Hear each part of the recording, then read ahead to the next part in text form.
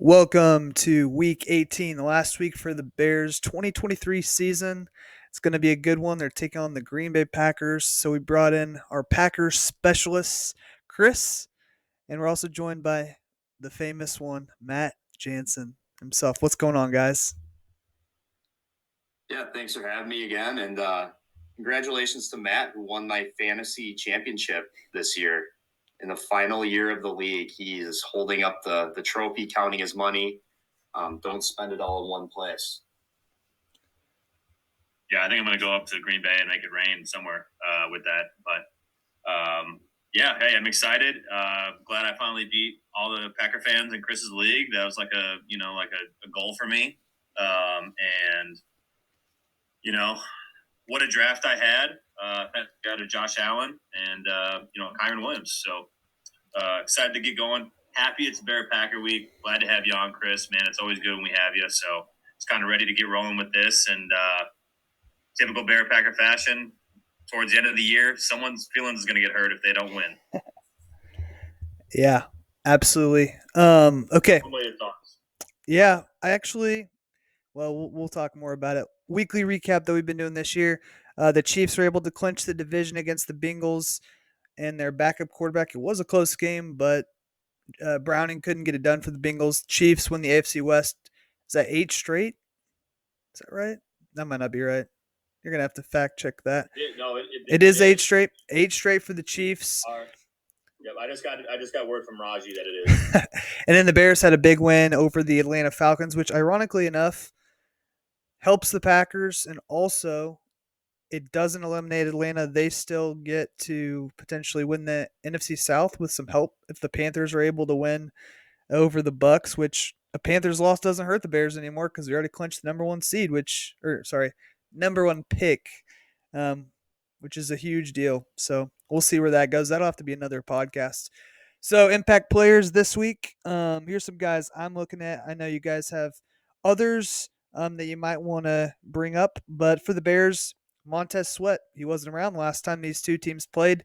He has been really productive. He got a Pro Bowl for this year as well, so we'll see how he does in his first game against the Packers. DJ Moore was really weird in week one. I think he only had 2 catches for like 14 yards or something. He's been averaging a lot of yards per game. I guess we should have that fact checked. Probably somewhere in the 80s, but big game against Atlanta last week. And then this could be Justin Fields' last game as a Bear. Whether it is or not, I hope he plays well, because if he plays well, it's going to bode well for us if we trade him or if we keep him. And so there's 3 Bears I'm really looking for the Packers. Jordan Love had a great game against the Bears in week one. It was really big. And then he had a little bit of a slump, but he's been playing really well ever since. Jair Alexander, almost said his name wrong, looks to lock down DJ Moore for the Packers. And then Aaron Jones always plays, I would say almost always plays well against the Bears. I feel like I always see him score at least 1 touchdown in the game.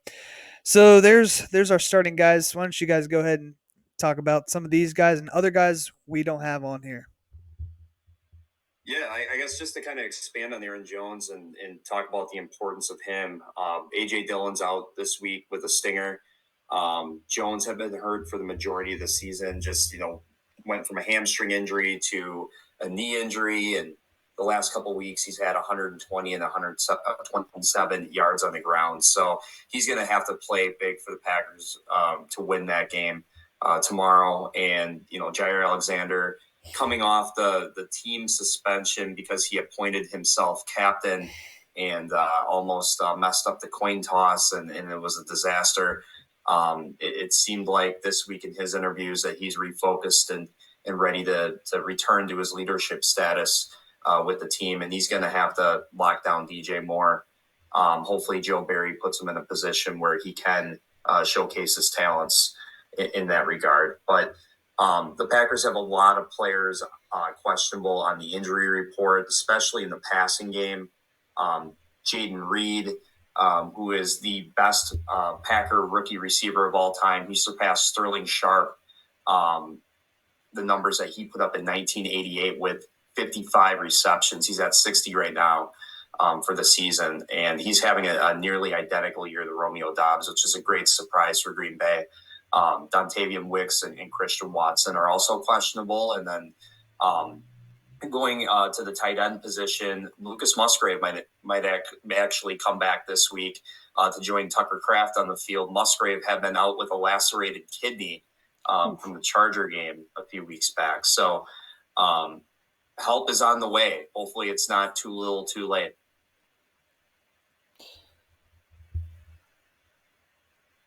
Yeah, kind of a weird injury there with Luke Musgrave. We talked about that, Chris, when it happened. And as far as some of my guys, I think like when looking back, I think it's important that the Bears in this game, I do think we're going to be outcoached. I think it's going to be easy to see. So I think controlling the time of possession, I think that's going to have to go with being effective on the ground. If we're not, then Justin's one-dimensional, a little bit more prone to mistakes. You're playing right into the Packers' hands there. I think, where it's going to start is the trenches.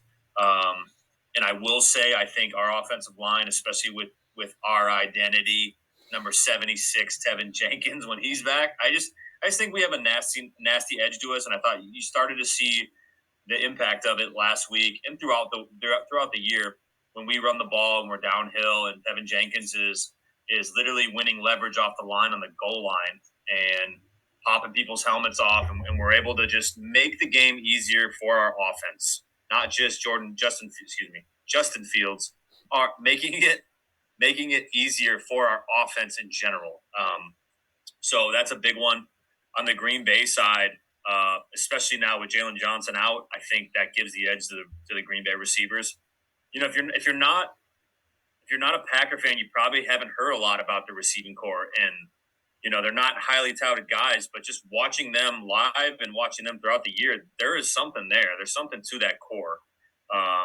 They don't have a room full of DK Metcalfs per se as far as the build, but there is something there, and I think you saw Stevenson last week really blossom.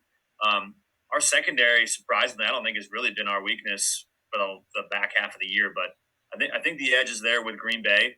So can we get to Jordan Love? Jordan Love can run, but he's not. He's like Aaron. He's effective when he needs to run. He's not a runner. He's not Justin Fields. He's not Lamar. Can we keep him in the pocket? And I think it's that interior pressure. Guys like Gervin Dexter that we drafted from Florida. Even some guys on the edge. Some of our younger players, Walker. I just think. I know Green Bay's always had a good line. That's probably part of the reason why they've always had their quarterback upright. They've been in the playoffs. It translates, right? I mean, it's a trend. It goes with one another. But I would say just getting our young guys, especially the guys we drafted, up in Jordan Love's face to win the turnover battle, because ultimately that's what it's going to come down to. It'll be the turnover battle. Who's gonna force more interceptions, fumbles, et cetera, throughout the game. So those are my guys. Absolutely. And you guys kind of hit on some things. So here's what I think for path to victory for the two teams. Some of this is already mentioned, but for the Bears, like last time, Love looked so comfortable in the pocket. I felt like we never got any pressure, and I even have watched like the highlights of Week 1's game over again, and it like he was able to go through all his progressions and then find like the last guy who was wide open. Our defense was terrible in that game. It really was. As bad as our offense was, our defense was awful. We got to feed DJ Moore. He had 2 catches in the first game, and then Justin Fields has to play better than he did against the Packers in Week 1 because there was just not a lot there. And it's starting with that missed quarterback sneak on the first drive of the season on your own 40. That just was the start of like a terrible game. For the Packers, if Love has time again, if they can protect him, even against Montez Sweat's debut against the Packers as a Bear, then I think that, again, he's going to succeed, especially these young wide receivers, which I have actually on the bottom here, as long as they continue to ball out, which I feel like they are underrated in some ways. And maybe like there's more to see with that, but I really do think that those guys are playing well this year and are going to continue to develop. And then for the Packers, like protect the ball, one of the easiest ways to beat this Bears team. It's always been true, and I guess this is true of most NFL games. But just don't give them anything easy. Don't give them the pick sixes or the short fields, because every time the Bears have that, it really does lead to what 20, 30 points for the team. And if they have to continue to go the whole way to drive the field, it's usually like 17 or 20 points max. So we'll see how it goes with that. Other thoughts just on what each team needs to do to win before we get into some specific predictions?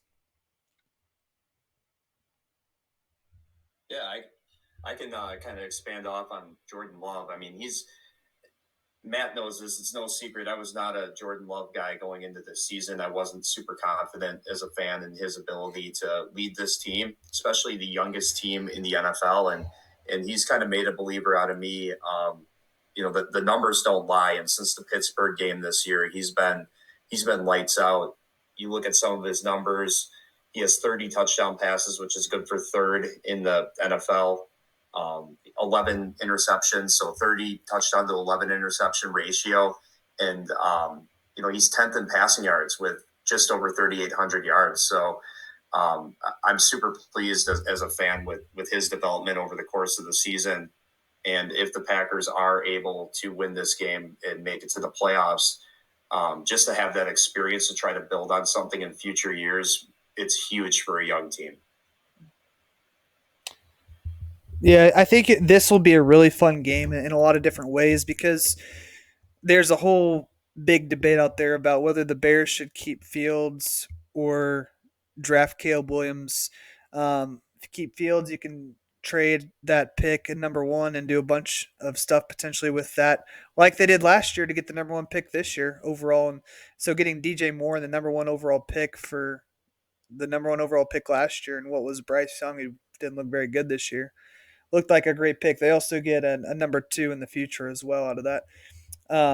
But it's going to be fun to see like how can Fields do with everything on the line. And we were texting about this, but both of these teams have won 5 out of their last 7. They're both 5-2 in the last 7 weeks, which you wouldn't think of with teams potentially starting out 2-7 and 3-6. So it is cool that both teams ended up like really hot towards the end of the season. And like honestly, I know the Bears are eliminated, but you know who the Lions don't want to see in the playoffs? They don't want to see the Bears, or they don't want to see the Packers, because both were pretty successful against the Lions in more recent games. So let's talk about some specific predictions here. Justin Fields happened last week. It doesn't happen that often. Will he throw over 200 yards or under 200 yards?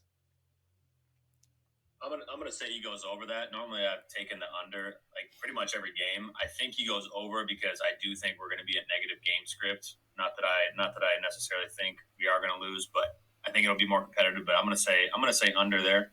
Mm-hmm. I mean, excuse me. I digress. Over. He's over 200.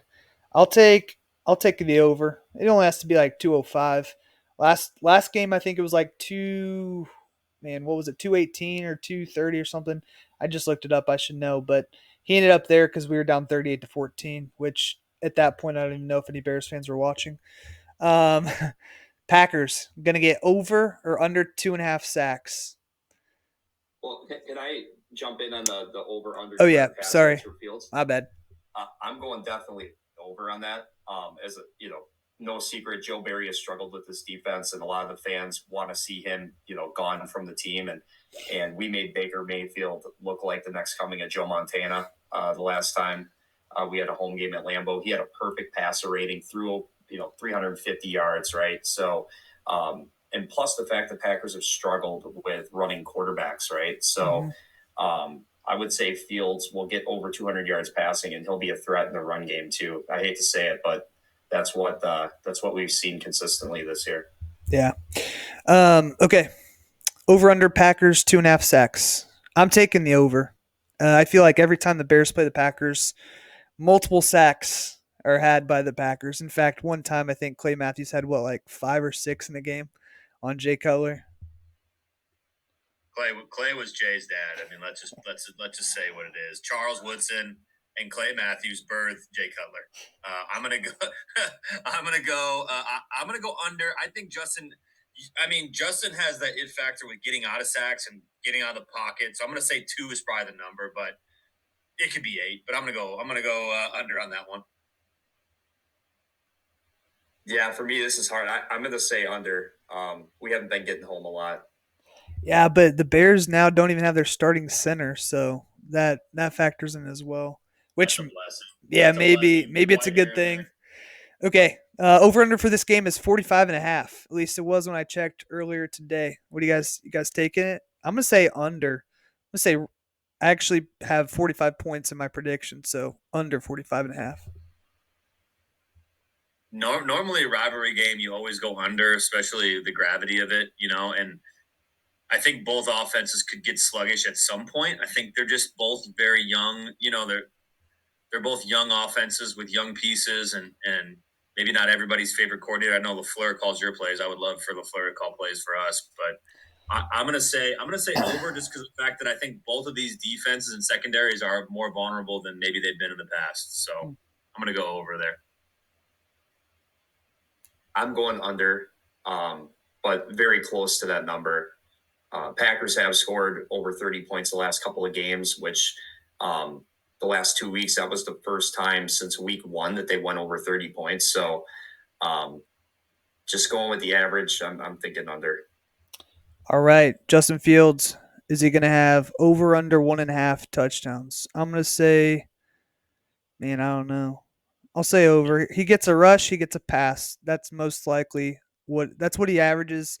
If we score 14 points in the game, that's probably what happens. Maybe. Yeah, I'll go over 2. I think he gets 2 and 1. I think he gets 3 total. But because if he doesn't score, it's so much harder for us. He has to get in the end zone as a runner or just as another dimension. So yeah, I'm gonna go over.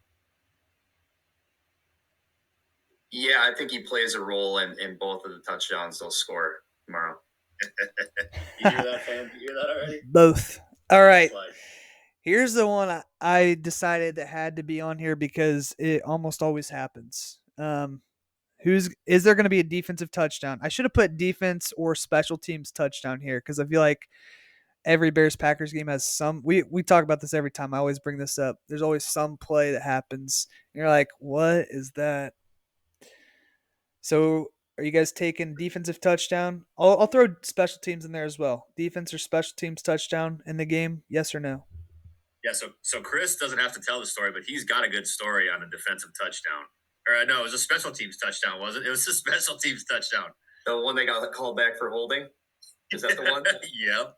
Yeah, I was at a game with my brother years ago on Christmas in 2006. They were playing the Bears, and Antonio Chapman had a punt return for a touchdown, and we were all celebrating. Beer flying everywhere. My brother's wedding ring went flying like 3 rows ahead of us, and the play guy called back for holding.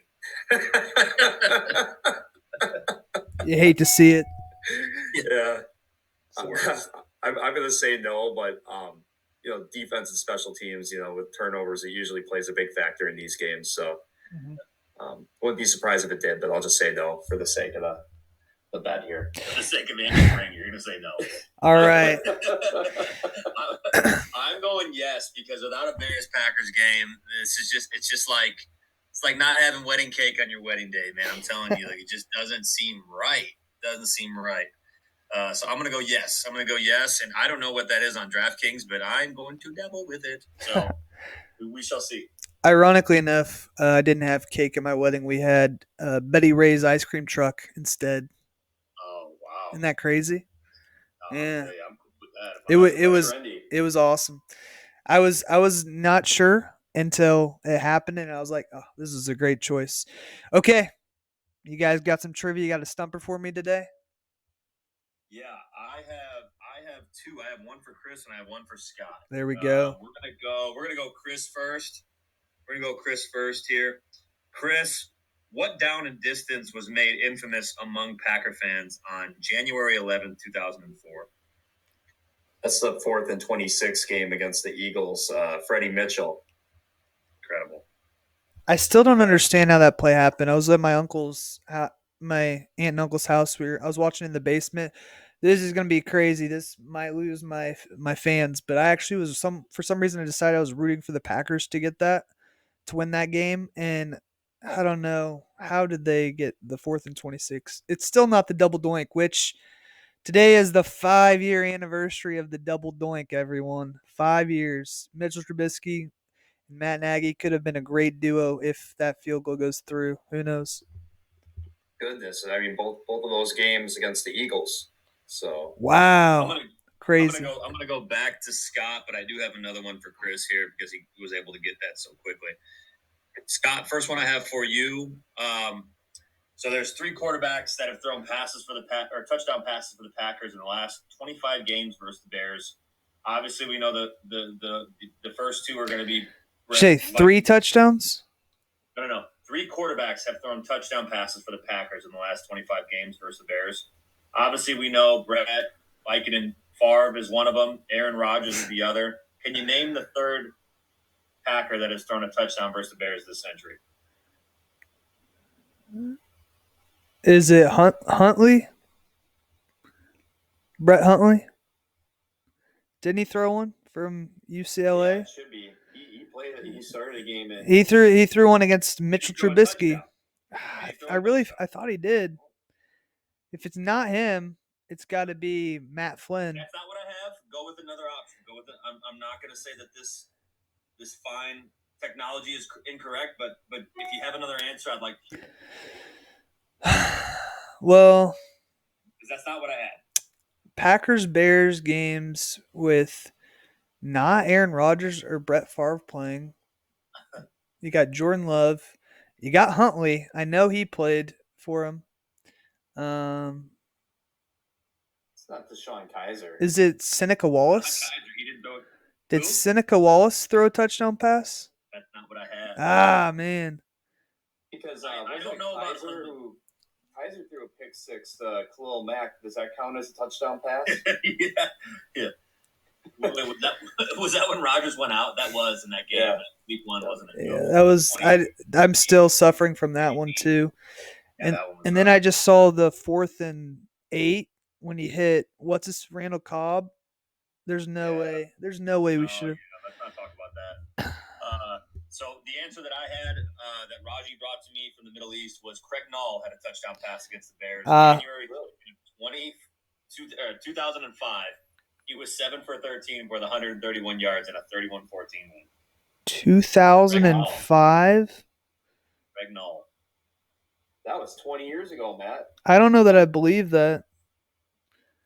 We were still in high school. I'm going to go ahead and cite this source. It's on BleacherReport.com. So I thought Brett Favre played that game